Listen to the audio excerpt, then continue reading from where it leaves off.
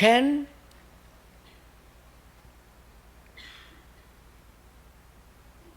the life that one lives end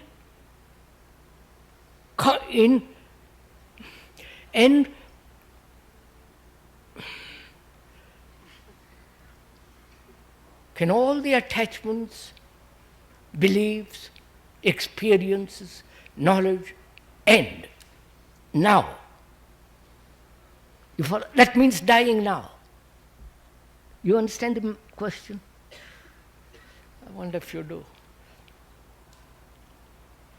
Look, sir, our life, our daily life, which has been a continuous stream from the very beginning of humanity till now,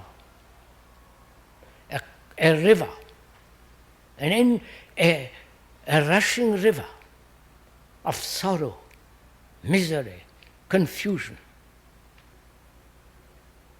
quarrels, violence, bestiality, wars, utter selfishness, lack of compassion, all that is a vast stream flowing, of which we are.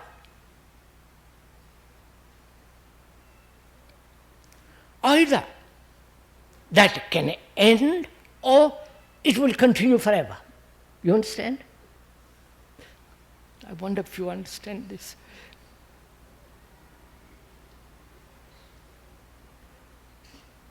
Either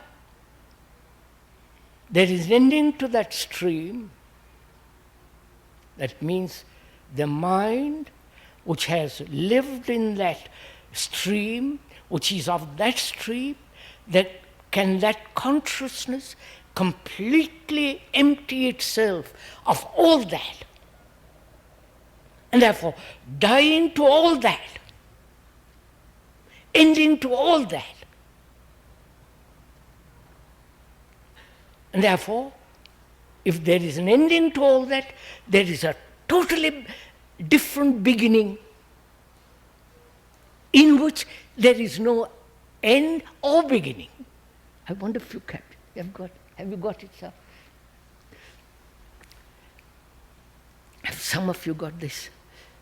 I'll go into it again. Because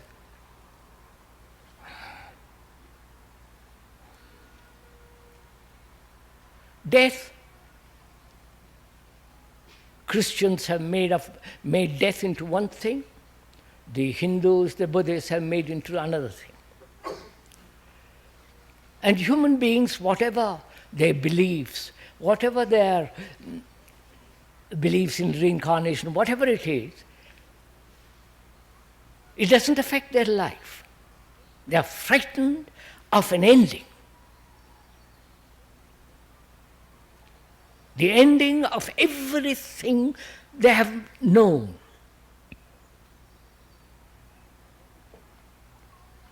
Death means losing all that. Your family, your houses, your insurances, your attachments, whether they be to furniture, to people, to houses, to beliefs, to ideals, to gods. Losing everything that you have known, which is the ending, obviously. We cannot face that. Because thought is a material process. And thought has put together that thing which is me. The me is the known. I may not know all the content of me, but it is the known when investigated and discovered, self-knowledge. All that is a continuous movement of time as thought and measure. That is what we live with, and that is what we are attached to. And when that ends, there is fear of death. You've understood?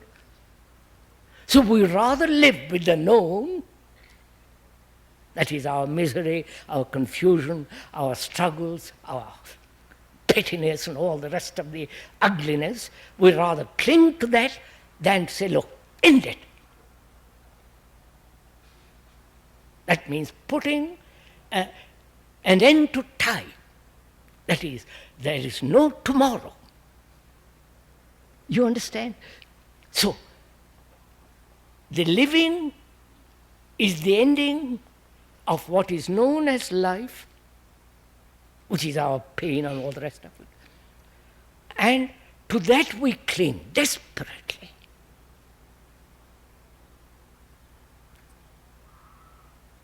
And being afraid, we seek shelter. We seek comfort. We seek some palliative.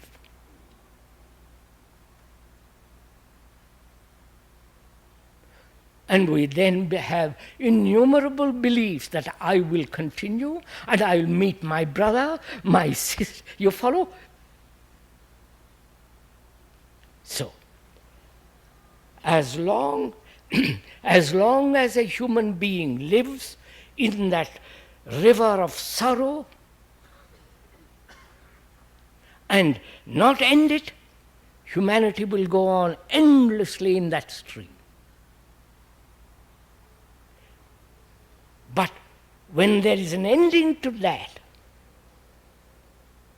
there is a totally different dimension in which there is no beginning and no ending. And that is absolutely timeless.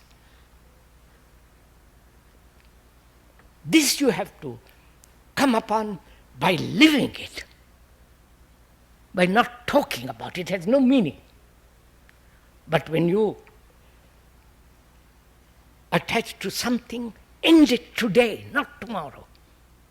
And one can. Because there's pleasure in attachment, in possession. And to look at that pleasure and see what all the implications of that pleasure bring about, which is fear of losing, fear of not having that same thing tomorrow, jealousy, anxiety, hatred, all that comes out of that attachment. Seeing all that as a whole and to end it instantly is dying to all that now. And therefore there is a totally different dimension in which there is neither an ending nor a beginning, which is eternity. You understand what I'm talking about? No, please, you have got to live this thing. You understand? In your daily life, which means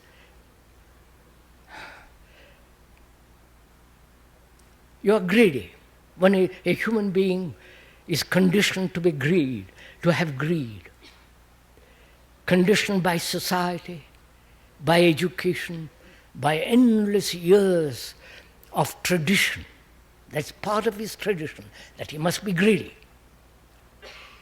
And not being able to meet that, how to dissolve that greed, he invents a world of non-greed. Therefore he says, give me time to achieve that. But if he knows how to observe greed, then there is only that feeling. There is not the other non-greed. To observe it means one has to find out if the word greed brings the feeling or the feeling exists apart from the word. This is really important to find out. Do I exist apart from the word, the name, the form, this, that, and the other? So, in the same way, is greed encouraged by the word, or is that feeling, sensation independent of the word? If it is an independent of the word, it's just a sensation. And you must have full sensations. Therefore, you're completely out of that category of belonging to the world of greed. You understand this? So, if there is an ending of your pleasure of tomorrow, then you will discover for yourself that death means, in everyday life, a beginning in which there is no ending and beginning.